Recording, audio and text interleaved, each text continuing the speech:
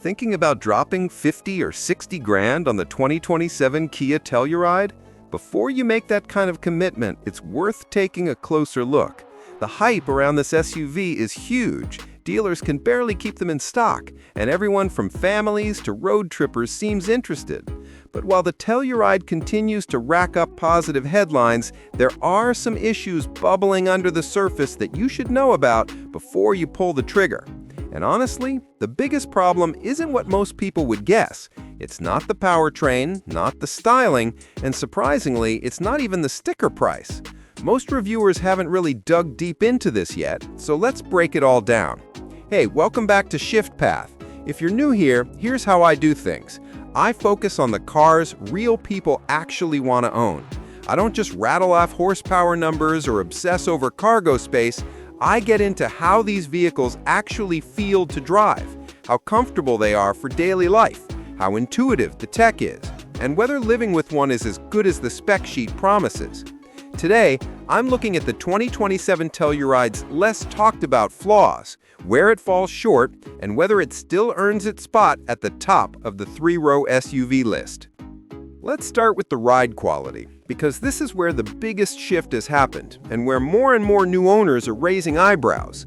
The previous Telluride was well known for its silky, planted ride. It soaked up bumps, made long highway trips a breeze, and generally felt like a much pricier SUV in terms of comfort. That's why people loved it for road trips and family duty. The new model, though, has a noticeably stiffer suspension. Kia says they tweaked it for better handling and a slightly sportier feel, but the trade-off is that you now feel more of the road, every crack, every pothole, especially on the bigger wheels. Some trims even develop rattles and thuds from the rear cargo area, which takes away from the premium vibe. It's not that the ride is terrible, but if you're coming from a 2023 or 2024 Telluride, you'll notice the difference almost immediately. That plush, floaty character just isn't there anymore, and that might matter a lot if you're buying for comfort above all else. Next, let's talk about real-world fuel economy, because this is another place where expectations and reality don't always match up. On paper, the EPA numbers look solid for a big V6 SUV, nothing revolutionary but competitive. But once you get the Telluride out on the road, especially in city driving, those numbers can be hard to hit. Most owners are reporting 2 to 3 miles per gallon less than what Kia advertises, and that gap only widens if you spring for the bigger wheels or the towing package. If you're upgrading to the new model and hoping for better efficiency, you might be disappointed. In a world where fuel prices can swing wildly, that's worth factoring in, especially since rivals like the Toyota Highlander Hybrid are showing what's possible with better powertrains. Now, let's dig into what's quickly becoming the most talked about gripe, the technology. Kia updated the Telluride's infotainment system for 2027, giving it flashier graphics, new menus, and a more modern interface. But in practice, the system is still sluggish. Move from one screen to the next, and there's a noticeable lag. Sometimes it just hangs for a second or two, which gets irritating fast. Wireless Apple CarPlay and Android Auto are on board, but they're not always reliable. Plenty of owners are dealing with random dropouts, especially on longer trips or when multiple devices are connected. If you rely on your phone for navigation or music, that's a headache you'll run into often.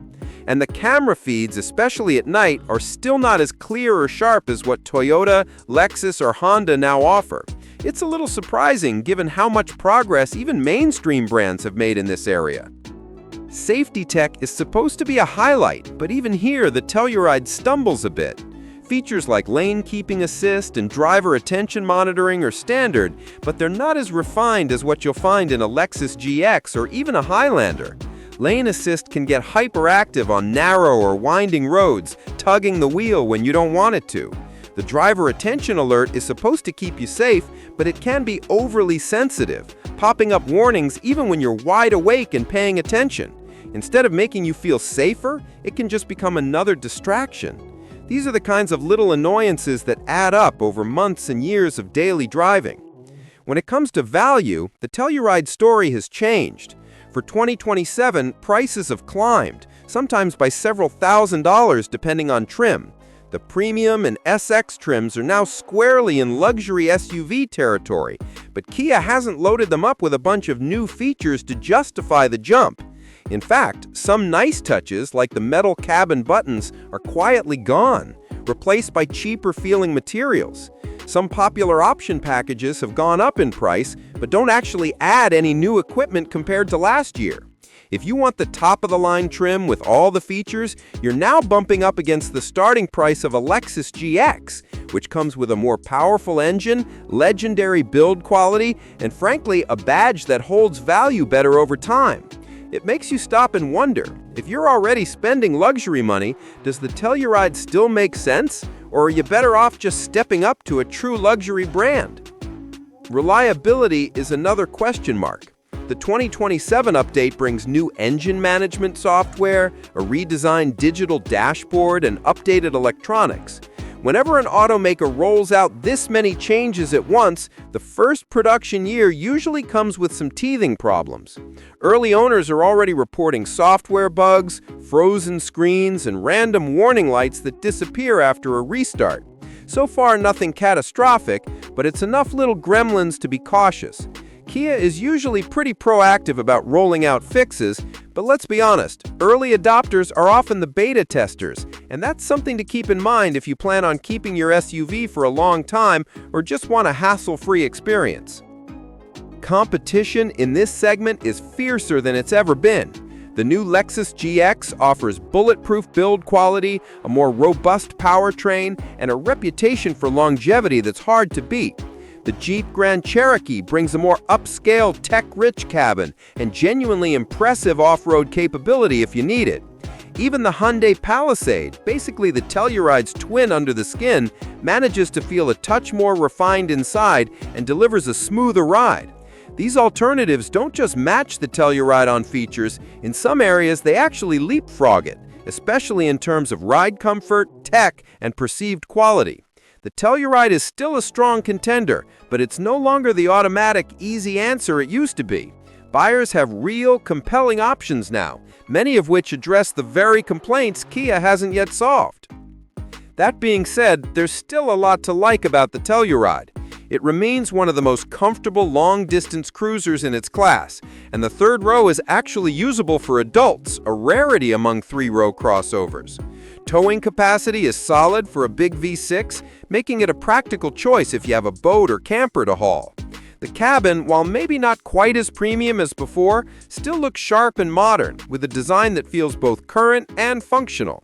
The exterior styling is bold but not overdone, striking a balance between ruggedness and sophistication. That's a big reason why the Telluride continues to fly off dealer lots. There's a broad appeal here that's hard to deny. So here's my take.